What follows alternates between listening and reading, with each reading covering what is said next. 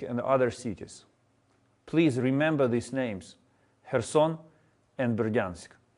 The courage of these people is admirable, and I call on everyone globally to support them and show solidarity with their brave and peaceful demonstrations. The message of the heroic Ukrainian people is simple. Russians, go home. You are on foreign land where no one needs you and no one welcomes you with flowers. Putin, leave Ukraine alone. You will not win this war. Time to save lives of Russians and end this bloodbath. As long as Russia doesn't demonstrate any constructive approach, the Ukrainian diplomacy keeps working tirelessly to increase pressure on Russia, isolate it from the world, strengthen the Ukrainian army with the help of our partners, ensure humanitarian aid and assistance to Ukrainians and foreign nationals, including students suffering from the Russian aggression, as well as collecting facts of war crimes committed by Russians against civilians for further trials and delivering justice. In the first week of aggression, diplomats have mobilized and collected 1,633 tons of humanitarian aid, 66,384 items of defense, including weapons, ammunition, and equipment. Together with Ukrainian communities abroad, and my special thanks go to them, we have raised €338 million, $74.5 million, and £4 million to accounts of the National Bank of Ukraine and other accounts created to help Ukraine at this dark moment. We thank every donator for making his or her contribution. These achievements are still not enough, and the war is ongoing. We need to step up pressure on Russia and strengthen Ukraine's defense in order to prevail. To prevail as we defend not only Ukraine, but also the European security and the world order as we know it. And we, Ukrainian diplomats, keep working on that. Ukraine demands a new round of sanctions against Russia. Yesterday, I took part in the Foreign Affairs Council of the EU ministers with the participation of Secretary Blinken, Foreign Secretary Truss, Minister Joly of Canada, and Secretary General of NATO, Jens Stoltenberg. At that meeting, I outlined the next steps we insist on. They include, among others, banning Russian Sberbank from SWIFT, closing European ports for Russian ships, closing access of Russia to cryptocurrency, and stopping purchases of Russian oil. Russian oil smells with Ukrainian blood today. Buying it is financing Russian war crimes. You can't buy a little bit of it and be a little bit complacent with those war crimes. It's an either-or moment. On the parallel track, we see a mass exodus of multinational companies from the Russian market. There are already 113 companies that have stopped working in Russia or with Russia. I commend their decisions. I call on all companies to stop trade and cooperation with Russia and Russian partners. Stop investments. Every dollar or euro earned from business with Russia today is soaked in the blood of Ukrainian men, women, and children. We also made it very clear that Ukraine needs the protection of its skies. First and foremost, to stop the indiscriminate and barbaric bombardment by the Russians of Ukrainian cities, which leads to multiple civilian casualties. This includes our demand to close the sky over Ukraine and also the need to provide Ukraine with combat aircraft and serious air defense and missile defense weapons. My message to the world is clear. When all European and other leaders at all ceremonies throughout the year repeat those sacred words, never again, they now need to prove with actions that they stand by those words, that they are committed to not letting it happen again. Because the last time European cities saw what happens today in Kharkiv, Chernihiv, Sumy, Kyiv, Zhytomyr, and other Ukrainian cities and towns was 80 years ago when Nazis bombed European capitals. Never again? Prove it. Prove now that you have learned the lessons of the past. that a new brutal force in Europe can be stopped before it drags the whole continent into a devastating conflict. The way to stop is to unite, is to get united and to continue stepping up pressure on Russia. This is the only way that all of us can prevail. Thank you. We have a question from Politico. Would you support the EU combining the membership applications of Ukraine, Georgia and Moldova as a trio? What is your message to the French presidency of Council of the EU about the urgency of Ukraine's application?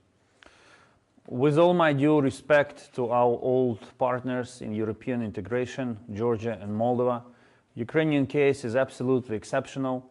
We insist that the case of Ukraine is considered on its own and that it is considered within as soon as possible.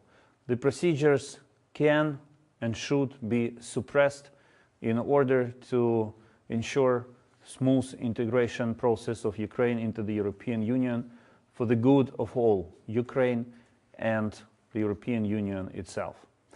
My message to the French presidency is very simple. President Macron has demonstrated his leadership in the last months in dealing with the security in Europe. Now he has the power and all moral grounds to take the leadership in speeding up integration of Ukraine into the European Union. This will send a very clear message to the people of Ukraine that when Europe says that we are one of them, it actually means it. And second, this will also send a message to President Putin that whatever he tries to do, he can throw hundreds of more bombs on us, but this will not change the choice made by the people of Ukraine to be part of the EU. But also it will not change the choice made by the European Union, as it was expressed recently in the resolution of the European Parliament and also by the President of the European Commission, that Ukraine belongs to Europe and will become a member of the European Union. Act now, be quick, and it will be a huge contribution to the overall success of our victory over the aggressor. A joint question by Voice of America and Deutsche Welle. What is your take on the current humanitarian ceasefire?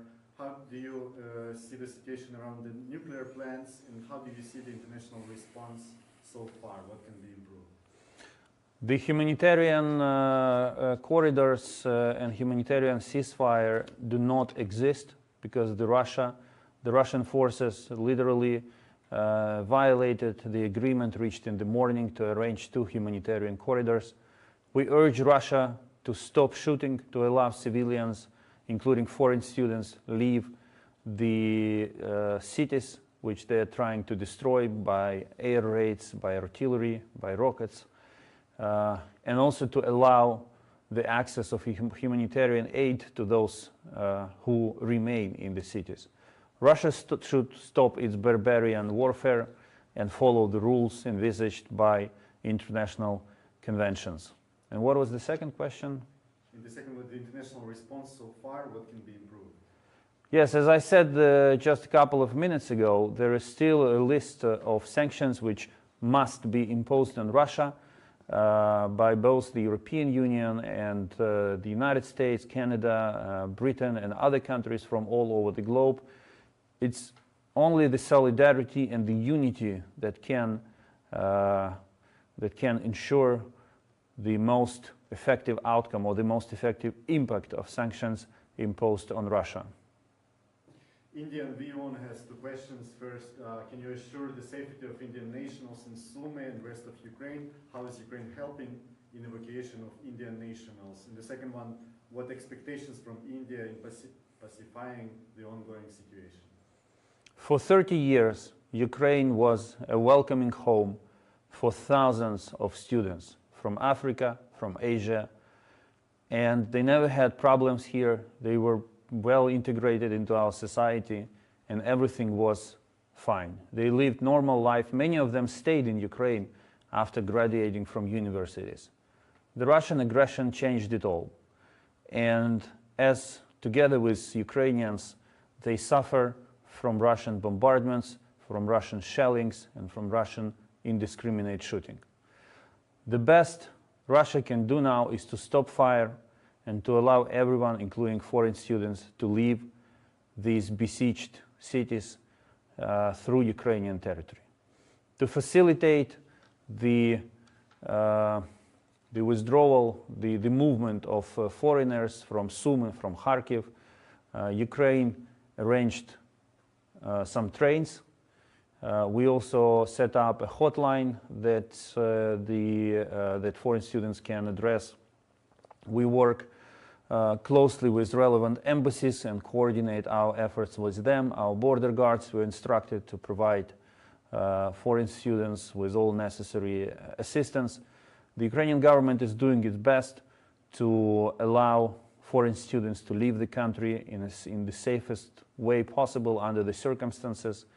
If Russia stops manipulating the issue of foreign students and stops the fire and agrees to a ceasefire, they will all be safely evacuated. So your governments of India, China, Nigeria, other countries whose students are locked up in Sumy and Kharkiv, I encourage you, I call on you to appeal to Russia, stop fire, allow civilians to leave these cities through the territory of Ukraine. What we're observing now is the manipulation by Russia. They try to win the sympathy of the countries I mentioned by accusing Ukraine of keeping these foreign students as hostages, of violating their rights, of discriminating them. But I would like to say once again, for 30 years, Ukraine was a real home for your students. And it continues to be a home for them, even under the fire of Russia. One country cannot change in one day. And trust me, your students, your nationals living in Ukraine, they enjoy the same level of support from their neighbors, from their Ukrainian neighbors, friends. The only reason of the current problem is the way Russia tries to destroy our cities, which became home for both your nationals and Ukrainians. And the second question was how India can help achieve peace. As I said, all countries who enjoy special relations with India, they can appeal to President Putin, Prime Minister Modi. We call on him to continue reaching out to President Putin and explaining to him that this war is against the interests of all. The only person on the entire planet who is interested in this war is President Putin himself. The people of Russia are not interested in this war either. Moreover, we have to take into account another factor. India is one of the largest consumers of Ukrainian agricultural products. And if this war continues, it will be difficult for us to seed new harvests and then to collect it. So again, even in terms of global food security and Indian food security, it's in the best interest to stop this war. And to achieve that, call Putin, demand from him to stop this war.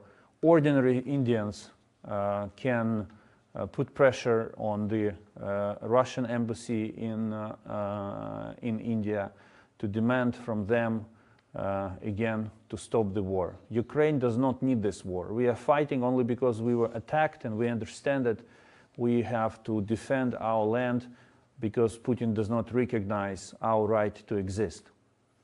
But every country in the world can help us by demanding from Putin to stop the war. Many questions on no-fly zone, but basically Reuters is asking what progress is there in terms of talks on the no-fly zone, and some questions whether it's a way to escalate or de-escalate the crisis. The position of NATO on no-fly zone is frustrating. Unfortunately, I have to say that because of the decision not to establish a no-fly zone, more civilians will be killed from the air by the Russian Air Force, more children will be killed, more Ukrainian blood will be spilled. We continue to urge NATO to establish a no-fly zone over Ukraine. We also call on International Agency for Atomic Energy and the United Nations to ensure security of the nuclear power plants operating in Ukraine. We are ready to cooperate effectively with them. We need to, because if anything happens with a nuclear power plant, like it did in Zaporizhia, at the largest nuclear power plant in Europe, then it will not be a problem of Ukraine or Europe only. It will be a global disaster. So we are waiting for the response from the International Atomic Energy Agency to our request to provide security and safety of nuclear power plants and other objects of critical infrastructure related to nuclear energy in Ukraine, together with United Nations forces. Of course, there is a discussion, will no-fly zone escalate the situation, or will no-fly zone bring more security to Ukraine? The answer to this question depends on how confident NATO is in itself. If NATO believes that it is strong enough to establish a no-fly zone under the assumption that Russia will not dare to to engage militarily with NATO planes patrolling Ukrainian skies, then it must be, then the no-fly zone must be established. If NATO does not feel confident and believes that it's not strong enough to face Russia in the air over Ukraine, then of course they will not establish the no-fly zone over Ukraine. This is very simple. This is how the people of Ukraine see it. And as I said, the decision announced so far is frustrating, but I think NATO has to reflect more on it, because in the end, it's all about saving lives of innocent human beings who get killed from the air. And the last question, political US, what would Ukraine hope China to do on Russia? I spoke with the Chinese foreign minister a couple of days ago. We had a long conversation about this conflict and about the way China can contribute to making peace. I received assurances from my Chinese counterpart that China is interested in stopping this war through diplomacy. We expect them to act. China enjoys special relationship with Russia, so we expect that they will be reaching out to Russia with a very consistent and strong message that this war is also against the interests of China, that this war is against the interests of humanity, and President Putin has to withdraw.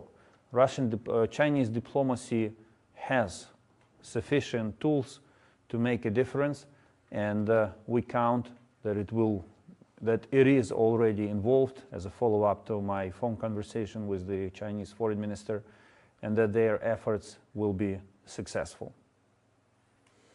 Thank you all. Thank you for staying with us, and I will be looking forward to seeing you next time. Glory to Ukraine, as we say it.